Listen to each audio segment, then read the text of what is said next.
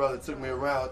He basically took me around to my first canvassing experience. He's better than me already, so. No, I ain't gonna go that far, but I was really like, it was really a joy and a blessing to be able to go around and just connect with some of the people here in Jacksonville, knock on doors, listen to what people think and why they voted, and hear those things and learn from Sean. You know, he's been doing this. Like, one thing I want to say is, you know, I'm an artist and you know, and an actor and those things, but it's people that do this work daily. So I want to make sure I know that and acknowledge that and say, man, you know, I'm learning from them, and I'm grateful to learn from them, and I'm grateful to participate and not only use my microphone but be present and learn what I can and encourage people and empower people through this process. So that's what I'm here doing. Why Jacksonville?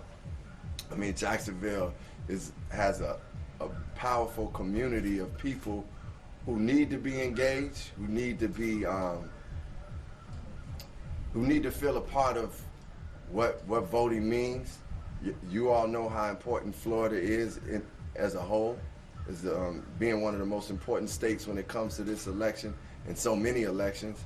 And Jacksonville is a city where I know it's a lot of black and brown people black people specifically, who need to feel a part of this process.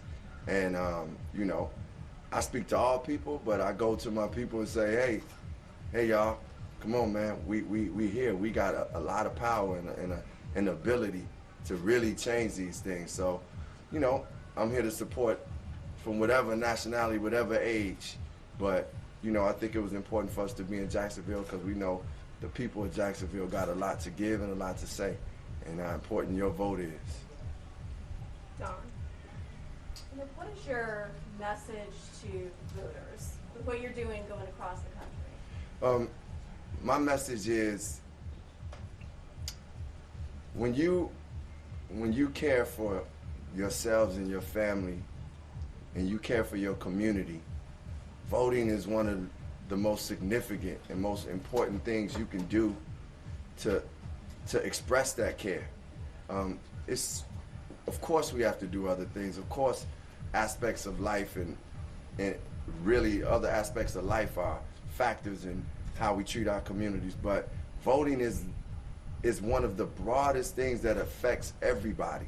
And it goes down to the most specific thing that's happening right in your neighborhood to the thing that's happening across the country. And you know, when we look at each other and say, even with our differences, like, no matter how different we are, voting is actually saying, man, I care about you, I care about myself, and I care about what's happening in our country. And it's really one of those things where when you look and see so many things that you don't feel good about, if you don't vote, you're not doing anything about it. You're not doing anything about it. Like, yeah, we obviously will be doing things within our homes, and you know, I'm believing in God. We have that. It starts with that for me. But voting is an aspect of me going out and saying, as a human being, I'm gonna take care of you too. I see what's happening. I see these injustices. Yeah, I protested. I spoke about it. I tweeted about it. But voting is the act that actually is the thing that changes. And let me give you a good example of something, because I've been working with different things with criminal justice reform in the state of California, across the country, but state of California specifically, we were doing things, doing concerts and visiting people in prison. And some of the laws that we saw that were unjust, we literally got some bills on the table, ended up going to sit down with legislators and got laws passed that deal with, like, young people not being sentenced to life without parole. I saw it firsthand, like a law that will affect people's lives that have been truly targeted and put in jail and going through these different things. The laws can be changed, and those laws really do affect how we live. And like being able to get jobs, some of that is definitely on the policymakers. Some of the things is the complaints we have about our schools, or even just seeing our blocks clean. Like that, some of that is your local officials just making that decision. So if we don't sit down and say, hey, this person is the person I need to vote for because I know they are going to look out for some of the things that I care about, we need to know it. No one is going to believe in everything we believe. That's just not, my mother don't believe everything I believe, you know, but if we share some common interests, we sharing like a natural care for humanity, then then those candidates have to be paid attention to. And you got to do your diligence to go out and learn about them and then go out and vote for them. It's like we have no other choice. And it's a beauty in this. Like a lot of times, we talk about, man, it's like, man, vote or die. I understand that because people have died for us to vote. But it's also like a joy. Like when I voted, I felt like I left feeling like I'm a superhero or something. I felt greater, like knowing I stepped up for my community and stepped up for my city and stepped up for our people. It's something joyous and empowering about voting. And I just want to like remind us of that. I know we're dealing with a lot of, just turmoil and dissension, but even just being able to go up to that ballot box and look at it and say, man, I'm exercising the power that I have. Nobody can take this away from me. And I'm actually making a move for my life and for my family's life by voting. Man, it's power in that and it's a joy in it. 2 more questions, Lynn and then Ephraim. Okay, how you doing today, Connie? Hey, how you doing, Lynn? Peace. All right, you're looking good. And Thank you. Continued success to you. Yeah, shout out to Detroit. All right, Motor City. Yeah. What I like to ask you, you're here in Jacksonville and you're going all around the country and talking to African Americans, and what do you see people coming out? And please tell me this is not your first time that you voted in an election. No, it's not my first time, but we don't want to shame people who it is their first time. We all evolve. I was one of them people who I didn't vote at 21. I didn't vote at 18. I was like, it took me some time, Okay. is what I'm saying. Yes. And I understand where people are when they say, man, did this political system well, some of it was just from my ignorance Okay. and not knowing, Yes. and some of it was what I truly felt. And I think the education of what voting and who's out there running is an essential part to us activating people who don't think their vote counts. Yes. And us really talking to them with straight talk and being clear and saying, hey, sis, this is you've been wanting this situation to happen in your community. Yo, here's someone running that cares about that. So, and we gotta someone like yourself who's been a part of voting for a while, Yes. it's up to you to educate people too. Yes. And it's up to us. And that's what a lot of these organizations are here for. So that being said, like those first time voters, we wanna say, hey man, yo, congratulations. Okay. Like the victory in that. We wanna give them that victory. And for me, what I've been finding or talking to voters who say, man, my vote don't count, it does.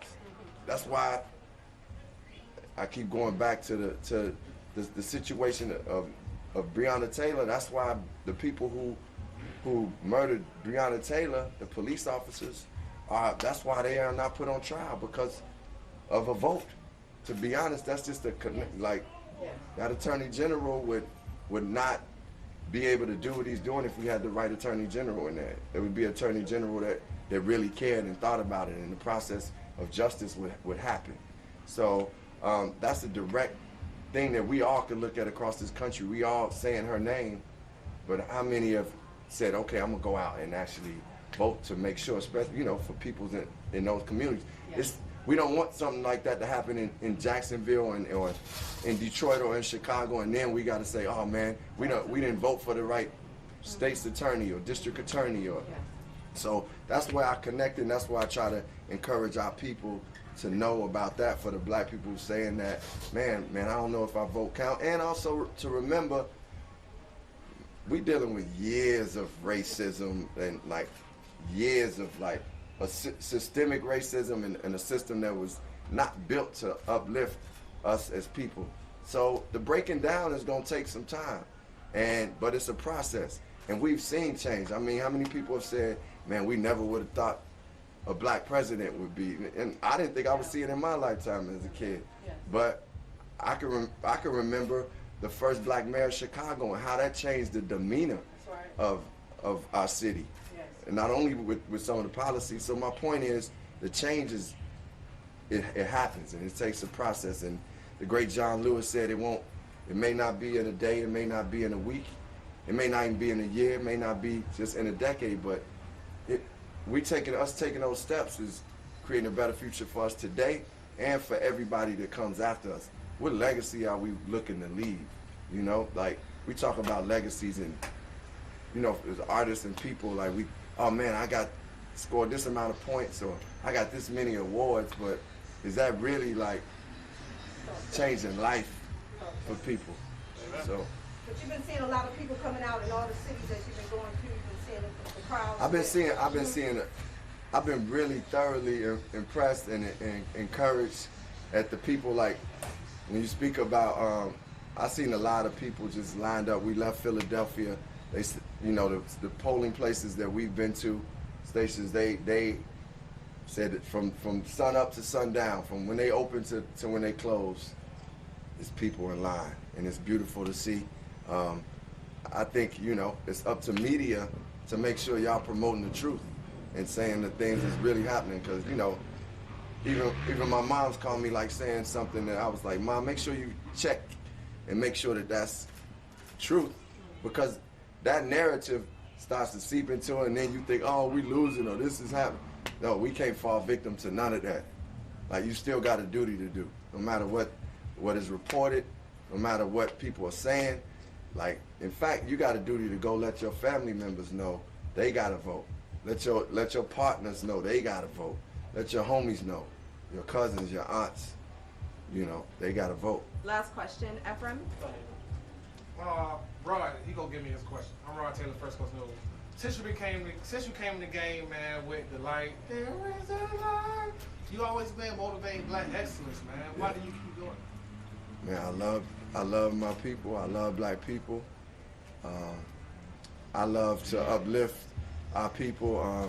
I think it's, you know, I look at a lot of cultures and I say, man, cultures celebrate themselves. So why shouldn't I celebrate our culture and black people and how beautiful and great we are on this planet?